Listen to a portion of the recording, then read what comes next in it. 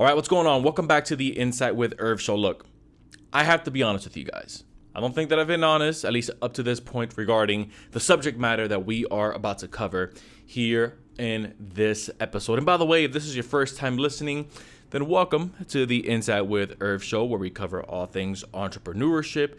We talk a little bit about mindset. We talk a little bit about getting your money right. We talk about building your network and getting your influence on point. So if that sounds like something that just jives with you, then look, consider hitting the subscribe button. And if you've already subscribed and you haven't given us a review, only if you absolutely feel like it, because it does help this content reach a larger audience, consider leaving us a 5-star review over on Apple. Now, when it comes to the subject matter that we have today, again, I have to be honest with you, because I believe in transparency. I don't think that I've ever spoken about this before, at least not on the podcast, and that's concerning haters. And I know what a lot of us think. We think that we need to ignore the haters. We think that haters are just going to go away. We think that haters and critics are just liars, or haters and critics are just out to get us, like they're the boogeyman. Look, I want you to really listen into 3 things that I'm about to share with you regarding haters. This is some insight, right? We got the Insight with Irv light turned on today. We're going to drop some insight when it comes to haters and how to deal with them. Now, the first thing that I want you to do and understand of haters, and I have my notes here, is I want you to know, and I want you to remember this for as long as you're working on something, whether it's in your business, in your career, if you're looking to maybe start a family, if you maybe have a spouse and you're getting hated on because of your spouse, whatever that looks like, know that having haters and having critics is a privilege and it's not a right. I'm going to say that again. Having haters is an absolute privilege.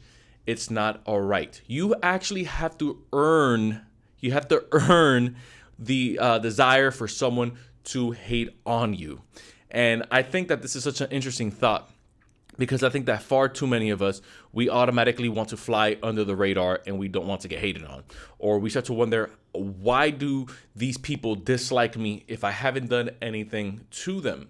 But then if you actually flip that around, you start to wonder, maybe I'm doing something that's pissing this person off, or maybe I'm standing for something that's causing people to now hate on me. Whether that's right or wrong, obviously that's for you to decide.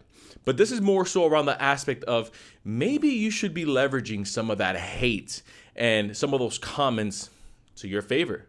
Maybe that's some energy that you can be feeding off of. Now, I know that sometimes, we tend to think, oh, well, I only want positive people around me. But the downside to only having positive people around us all the time is that sometimes we get a bunch of yes men and a bunch of yes women around us that don't necessarily tell us what we need to hear. They only tell us what we want to hear. So every now and then, I like to tune into, what the heck are haters saying about Irv? What do haters have to say about Irv's last video?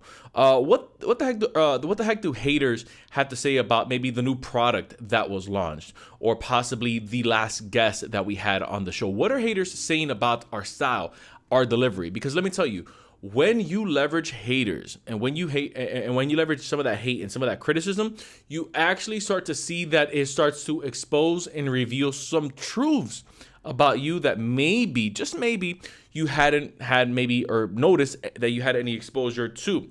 So number 2 is this. I want you to listen to what's being said by these people or this person. Whether you're in the workplace, or whether you're starting your business, or whether you are especially on social media, you're going to get especially a lot of criticism from people that don't even know you. Listen to some of the chirping and listen to what some of the words and some of the language that's being used, because if it's coming up quite a bit, then odds are that may be something that you want to tune into. Let me give you an example of that. If what you're perceiving to be maybe some criticism or some hate is that people are saying that maybe you're lazy, or maybe you're bad with your money, or maybe you're not a good partner. Now, again, this is going to come down to your specific situation, right? Don't put words in my mouth. I want you to kind of analyze what's going on in your own life. That may just be something that you want to tune into. And the reason for that is because if that keeps coming up, then they could be checking your blind spots, and they could be calling you out on your own BS. That's right. You heard me say it.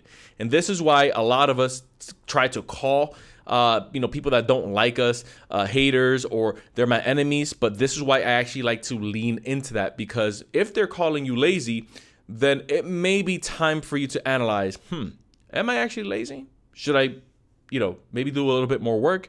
Should I maybe clean up my systems? Should I maybe network a little bit more and get around maybe some individuals that are far outpacing me when it comes to how quickly I put out material or how quickly I actually get things done? And then you start to realize that, wait a minute, these people are actually helping me out, because they're saying things that the yes men in my corner wouldn't dare to say to my face. And let me tell you something, especially as you start to gain a following. And if you're listening to this and you're an influencer, you know exactly what I'm talking about. When you start to gain a following, and when you start to have, a K behind the follower amount, whether that's 10K, 100K, 500K, whatever that number is, or you start to get some notoriety, if maybe you're not on social media, but you start to kind of get some notoriety and your business is just booming, or maybe you're the first person in your family that now owns the house in the neighborhood that everyone wanted to live in, people start to look at you a little differently. And people start to, what I would say, they start to just side with whatever you say. And this is where things get dangerous, because you start to kind of sit back on your heels. When everything is going good, that's when things start to turn bad. And if you're not careful, and if you're only listening to the positive things that people are saying, oh gosh, you're so smart. Oh my gosh, you're so good looking. Oh my gosh, you work so hard. Oh my goodness, you're the best employee. Oh my God, this is the best product I've ever bought. Believe me, there's going to be someone on the other side of that, especially if you're a competitive person, that's taking notes on all the areas that you are maybe lacking in.